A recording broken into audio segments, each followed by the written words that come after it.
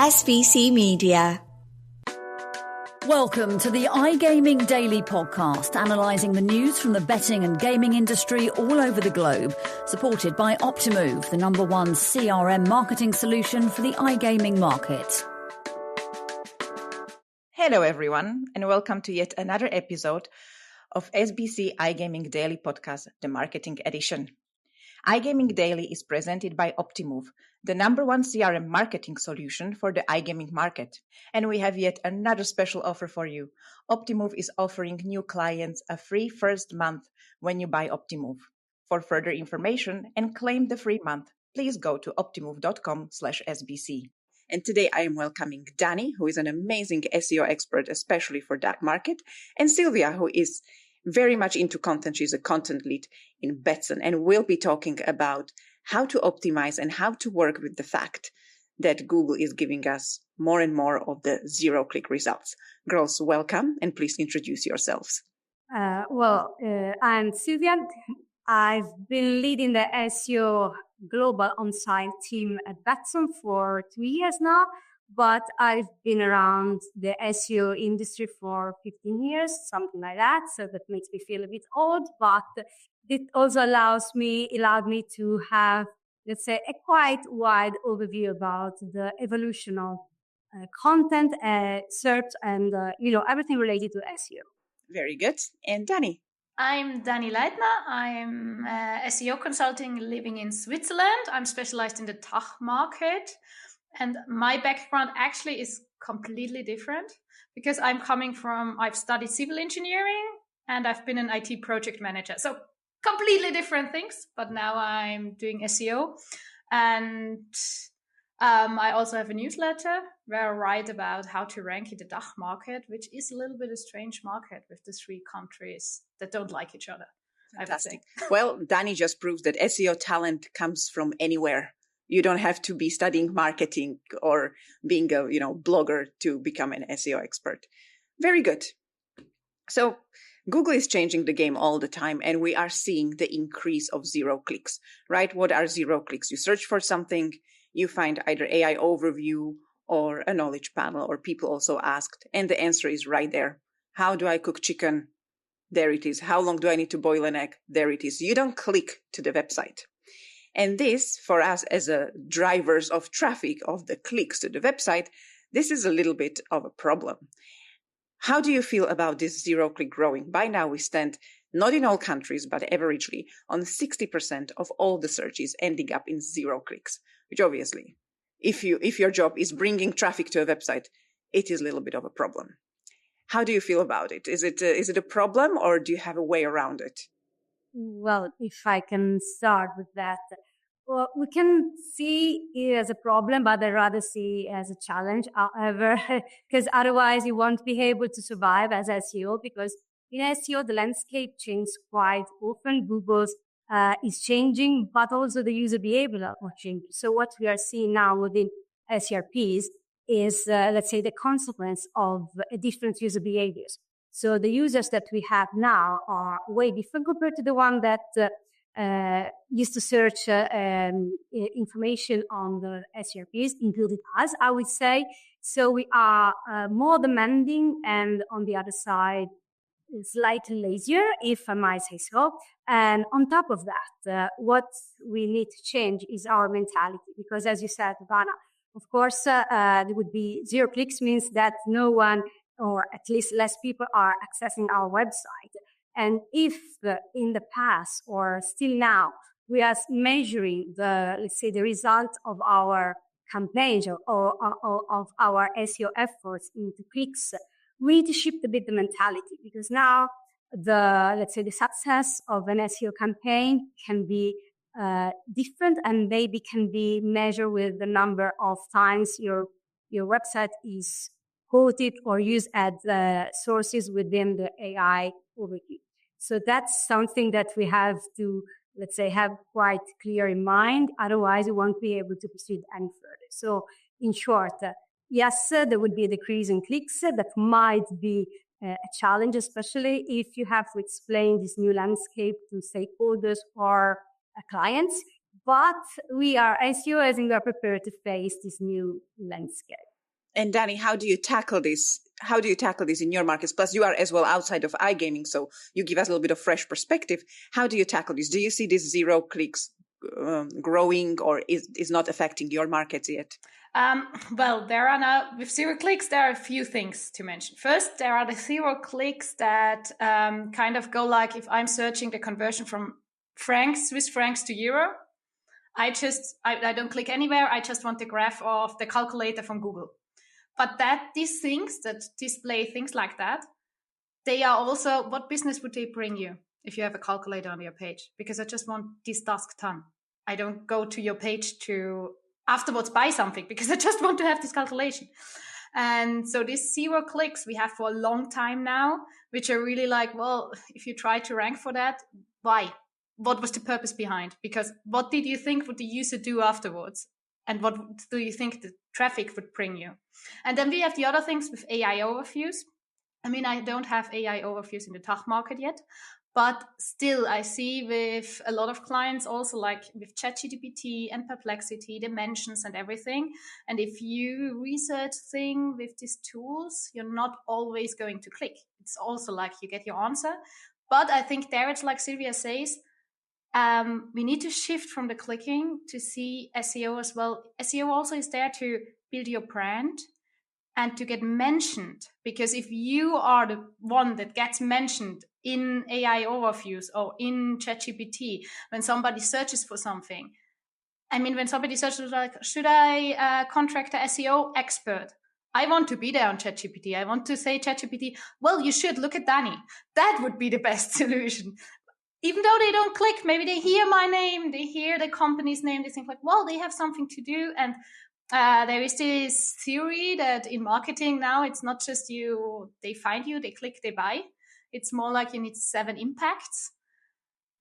So people actually recognize your brand and say like, well, I heard about them. And then maybe they buy with the 7th impact. So we really need to think about what impact we make with mentions and everything, and not just about, do we get a click or not? Yes. Okay. So attribution model needs to change. I think that's where we need to go. And branding, you are right. It is a fantastic branding opportunity. And this is a challenge. If you are working with a brand like Silvia, Betsson, that is around for 25 years, everybody in gaming knows Betsson, right? But if you have a small, tiny little brand that just starting, how do you optimize for that? How do you go about to create a brand? How do you go about of creating something that will show in AI overviews? What's the approach here? So people listening to it will be like, okay, we just started our casino 2 months ago. We are not Betsson. However, we want to be seen in AI overviews. We want to be in knowledge graphs. We want to be everywhere. How do you do that? What would be your trick of optimizing on page or all the other channels that are coming up? What would you do? I will go for topical authority, my favorite topic here. All these tools, you need to keep in mind, they are very informational. So you normally look up a lot of informational stuff. So if you want to get to mention, you need to show your expertise. And the best would be to find like a niche in your niche. I mean, you can't just be, I'm the expert in gaming now because I just started my company. That won't happen. So you really need to find like your gaming niche, maybe, to say like, well, I start to really dig deep on these topics and be the expert out there. And all the tools will recognize it if you have like a lot of content about the topic. If you go out and present this niche in, I don't know, conferences, on podcasts and everything, they will also get like, well, maybe we should mention this person because it's always popping up, because they search in the back as well. And if I can step here just to conclude what Dani started, because of course topical authority is a key. However, especially if you are a new brand starting really from scratch, I would suggest to start creating contents in the, let's say, in a good way that this new landscape can, let's say, make you rank, or make you be more visible within SEO. I will say rank because I'm still belonging to the old mindset that I should shift as much. Besides that, then start creating content with those few basics tips, like creating informative content, concise, in order to let the search engine users and these artificial intelligence as well, which is everywhere right now, really understand your content to facilitate the work of letting you show on those zero-click results. Then add FAQs as much as you can for the contents which are applicable, improve the readability. I know that I'm saying very basics things, however, those should be implemented all the times that the contents are there's a content creation need, like divide the content into paragraphs, use adding and sub-addings, use lists, bullet points, tables, which finally have the importance that they didn't have back in the days, I would say. And also implement the schema markup where it's applicable, use visual assets, and of course, focus on the quality, improve the EEAT, which should become even more important right now. I didn't say anything special, but if you're starting your business from scratch, implementing those few basic tips would be definitely useful, especially if you want the visibility in those zero-click SERPs in the future. Absolutely, absolutely. I support that, especially the EAT signals, because especially in iGaming, you see affiliation popping up the websites left and right with no brand, just to try to get some traffic. They manipulate the traffic, they manipulate the DR, they manipulate the traffic with bots. So it's not actually a real website, and they really forget to build a quality. So I like that approach of building quality. As well, I think we can discuss here the importance of being visible everywhere, not just on your own platform. Because we know that Google is training AI overviews. We know that the SERPs are starting to look more like a social media, right? It used to be, you ask what is online casino, there will be a text, there will be a second text, there will be a third text. Now you have got pictures, you have got videos, so you have to be visible everywhere. You need to go to YouTube. And YouTube is a fantastic tool because it is Google product, which means it ranks. It is an interactive content that people love because it is not AI, you are a normal human being there. And you need to you can create fun videos. If you are in affiliation, maybe you can create reviews using videos and put it on YouTube. But just you need to be visible on more platforms. We know that Reddit is growing in importance. Reddit is extremely, extremely difficult to get right. It is breaking left and right. They suspend you for no good reason. But if you manage, you should be there because, and I see this on LinkedIn all the time, people getting frustrated, like whatever I search, Reddit is there. Yes, it's there, and you need to be on it to be visible. Which are other platforms or any other sources you would recommend people to be visible on? Obviously, I would go TikTok, Insta, but we cannot really use it in gaming. But maybe outside of gaming, then you can give us tips where you would go to build visibility and be more visible outside of your website. And then Silvia can take it from the iGaming point of view. Dani, your turn. Yeah. I would obviously, when you start your business and you look for your name and you look for your domain, also reserve all the social media to have your name saved. Even if you don't use it, just have your name. We can talk about using it afterwards. And to be also visible, I think the most important thing for everyone is to look at their own niche and what are the platforms, the other websites, the YouTube channels, the podcasts that people listen to, your niche or your client's niche. So if you say like your client will listen to this podcast, you obviously should be invited there. And you should try for the next year, 2 years to get your spot into his podcast. So I think it's really depending on the niche and just see, like, if you look at the SEO niche, if you want to show that you're an expert, you should be on the must blog. You should be on one of the big events talking once, maybe not the first time, but later around. You should look for all the podcasts that really talk about the topic, that you could actually go there and present your stuff or write articles for really important blogs in your niche to show that you're an expert. So not just looking for social media where you can easily publish anything, also look for the community and where people go and consume content that you could bring yourself in front of this audience.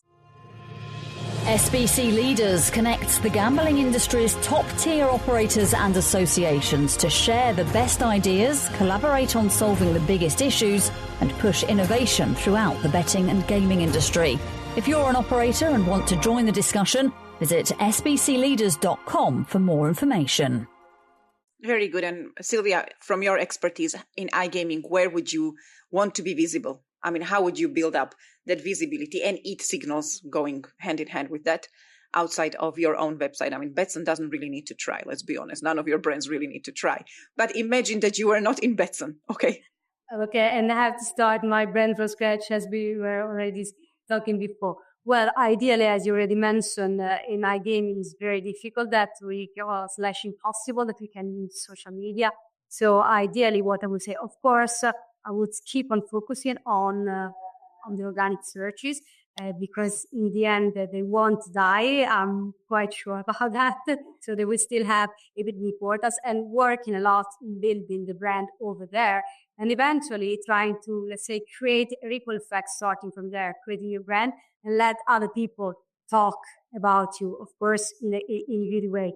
And then, as you were mentioning, there are other platforms which might still belong to SEO somehow. I'm not super sure about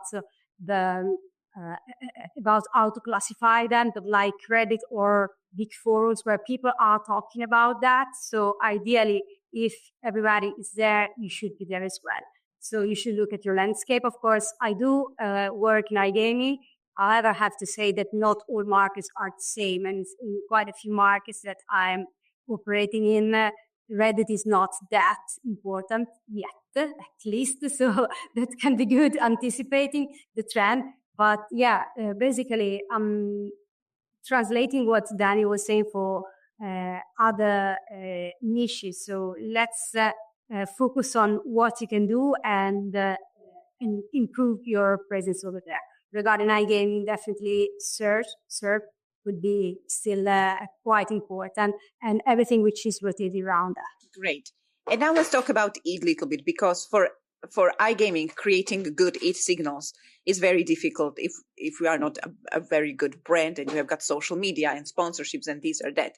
So imagine you're running a smaller website or starting your affiliate website. How would you recommend to go about EAT? Because it obviously helps with everything. You need to eat better. How would you go about creating it? Because for us right now, when you look at any affiliate website, there is an author. And sometimes there is a fake LinkedIn page, and that's it. Now, we know that Google is giving more and more importance to EAT. What would be your tips and tricks? I'll share mine as well, to make sure that your EAT signals tick, all the on-page and off-page and social media and all of that. What would be your golden trick and tip for anyone who just wants to increase their EAT signals? Because we keep saying it almost in every podcast that EAT is becoming more and more important in 2025 for sure. Okay. Well, ideally, first of all, EAT doesn't come overnight. So it takes a while to create, let's say, this EAT recognition. So, however, my tips would be focus on experience, because nowadays the experience, being your personal experience, so real facts and not fake one, that can be a clue. So definitely focus on that part, because the rest will come. If you're really bringing your experience, people will notice. People will recognize you as a trustable and authority sources. So that's the starting point. Yeah, I really like your point. I was just thinking, I'm writing at the moment for a website article that's about how to make money with your hobby. And I was Googling that, and you look at the results, and everything is 20 hobbies you can start now to make money out of it. And it's just like, well, someone searching for that doesn't want to start a hobby now and go like the next 5 years making the best hobby. And it's just like, well, you never thought about this topic, no? And like, I'm writing from my experience when I was building my travel blog, and then found like, well, I already have this travel blog. How should I monetize it? And things like that. So you really see like how, if you just copying the competition, like everyone was doing on this first page for this keyword, then you don't show your expertise. You just write the same with like a different order. Nice. Nobody needs that. So really, like Silvia says, bring your own experience in there and say like, well, just think like, what did you experience? How did you experience that? And also, I find it really funny with EAT, we focus so much on the author, like putting a picture there, putting a name there, putting a text bio, linking to your LinkedIn profile, which is really funny, especially in SEO, when we think we have a lot of SEO writers that are normally ghostwriters. write a blog post, and then we put the client's name or someone in the client's company down there. There is actually a scientific paper even where you can see in a text, if you have a lot of text written from one person, you can put numbers there with like how long are the sentences, how long are the words, how much change is there. So you can actually make it with numbers scientifically and then compare and say, well, all these 20 articles are from this person. And then you give him another 20 articles. We said, well, I put the offer down there, and it will say, no, that's another offer, because you can read it in the text. And you really think that Google and all of these tools can't do that. They notice if the offer is different. So maybe instead of inventing someone just to have this offer icon down there, we should just skip it and focus on other things. Because that's not like everything. It is not just having this offer down there. And obviously, if you're a company starting a small one and you write the content from your perspective and you have your face down there and your name and you have a LinkedIn profile and you have social privately, you should also like be visible. Like, well, that's my brand. I'm connected with it. So that's helping as well. So if you want to build, I know in iGaming, maybe you say like, I won't have my name down there, but in other topics, if you can, and if you stand behind it, it's always better to have to really write a person who writes and is visible online and has a life and exists to be there as well, or maybe just skip it. I think the problem in iGaming as well with having an author is the consistency. We change jobs. Like if you are somewhere 1 year, it's almost way too long. iGaming is extremely fast, right? Companies just decide to go to this market and not to go to this market, and they hire people and fire people. So we don't stay in one job way too long. Some people do, obviously, but when you look at it, it's not. Or people get promoted and they stop writing. So I think the consistency here is a question, and that's why we go with a fake author, which I have big problem with, because I don't think that's an EAT signal at all. However, a lot of people still insist like, oh, we need to get a Swedish phone number to look like we have got a Swedish person writing for our blog, but this person never existed.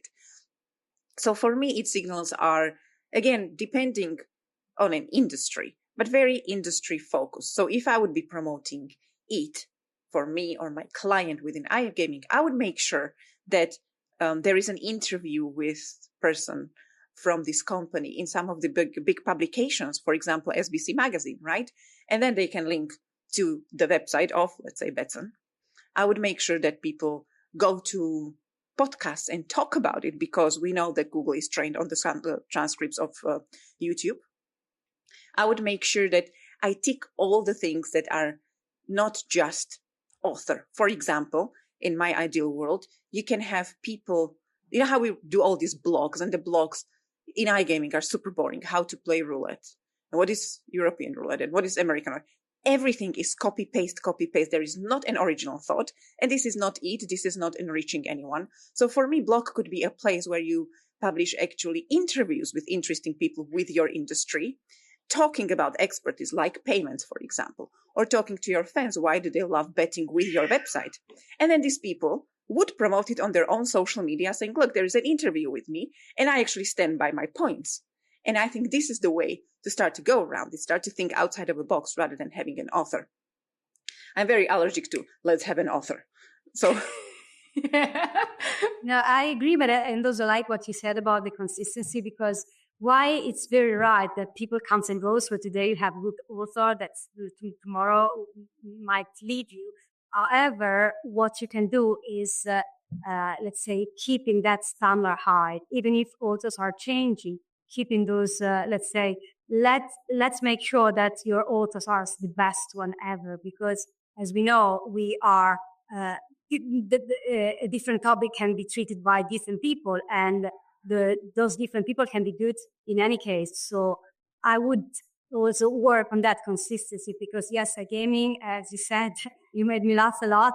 There's plenty of also boring topics. However, if you switch a bit on the sports side, it's not boring at all. And the content creation can be very, very active. And there can be quite a lot of people creating the good quality content, which still keeps your EEAT high if you're presenting brand. Exactly. It could be, but we don't do it. Usually it's very Betsson is doing this, we're going to do this.